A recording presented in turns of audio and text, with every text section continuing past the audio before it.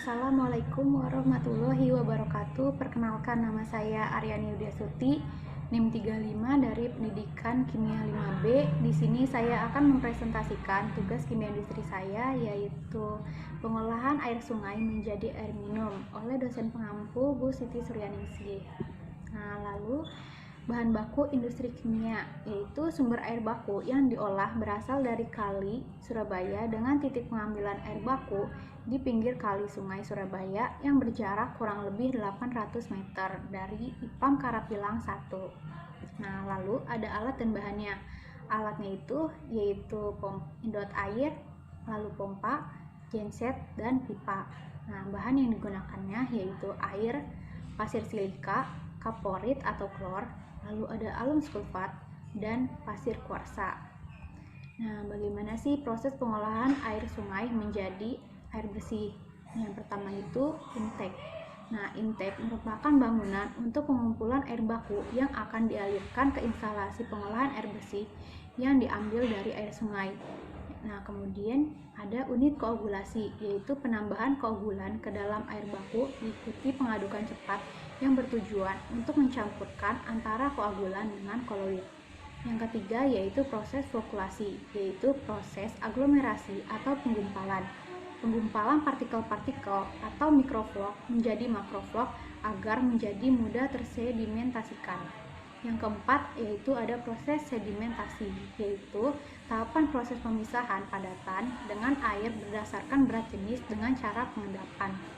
Yang kelima yaitu ada proses filtrasi, yaitu penyaringan flok-flok halus yang belum dapat terendapkan pada bak sedimentasi. Yang keenam yaitu ada desinfektan, yaitu proses yang digunakan untuk memusnahkan mikrobiologi dalam air dengan cara klorinisasi. Klorinisasi adalah pembubuhan klor atau kaporit dalam air untuk mendefinisi air agar terbebas dari mikroorganisme baik kuman patogen atau apatogen. Yang ketujuh yaitu ada proses stabilisasi, yaitu proses yang dilakukan guna pH air stabil atau netral. Lalu yang terakhir adalah uji laboratorium, yaitu tempat untuk menguji dan mengecek air yang telah diolah apakah sudah dapat dikonsumsi atau belum. Indikatornya yang dapat kita lihat yaitu pH, warna, kekeruhan, dan kandungan klor. Lalu ada produk. Produknya ini yaitu air bersih yang sudah memenuhi baku mutu sehingga boleh digunakan oleh penduduk untuk kehidupan sehari-hari. Lalu ada limbahnya juga, yaitu setiap instalasi pengolahan air memproduksi hasil sampingan berupa residu dari berbagai macam proses pengolahan. Pada pengolahan air baku yang bersumber dari air permukaan sungai, residu yang dihasilkan dari proses pengolahan air minum berupa lumpur, karena proses pengolahannya bertujuan untuk menghilangkan kekeruhan yang dapat disebabkan oleh material-material yang tersuspensi dalam air. Lalu alternatif pengolahan lumpur instalasi, yaitu instalasi pengolahan lumpur akan didesain dengan sistem yang pertama yaitu ekualisasi, lalu chemical conditioner, kemudian gravity thickener, dan terakhir dewatering. Dry cake lumpur yang dihasilkan dari proses dewatering selanjutnya akan disimpan dahulu di bak penampung lumpur sementara sebelum nantinya akan dibuang menuju landfill. Dia bisa dimanfaatkan sebagai lahan pertanian, reklamasi, atau dapat dimanfaatkan sebagai bahan baku bata dan sebagainya. Bagaimana sih penerapan K3 dalam IPAM Surabaya ini? Di sini ada banyak kesadaran para karyawan dalam penggunaan APD-nya masih rendah.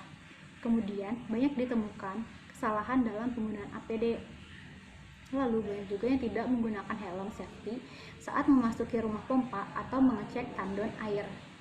Kemudian tidak menggunakan sarung tangan saat melakukan servis panel listrik. Lalu yang kelima, ada banyak orang yang tidak menggunakan sepatu safety saat di lokasi yang cukup berbahaya. Kemudian masih ditemui karyawan yang merokok pada saat jam kerja. Lalu bagaimana apa sih bahan kimia yang terdapat dalam proses pengolahan air ini? Yang pertama itu ada alum atau tawas, yaitu agar bakteri, lumpur, dan zat lain menggumpal sehingga mudah dipisahkan. Lalu ada soda as, yaitu untuk menaikkan pH dan mengendapkan kotoran. Lalu ada klorin atau disebut kaporit, yaitu untuk disinfektan air. Dan yang terakhir ada HCl, yaitu untuk penjernih air. Nah, sekian yang dapat saya sampaikan. Kurang lebihnya mohon maaf. Wassalamualaikum warahmatullahi wabarakatuh.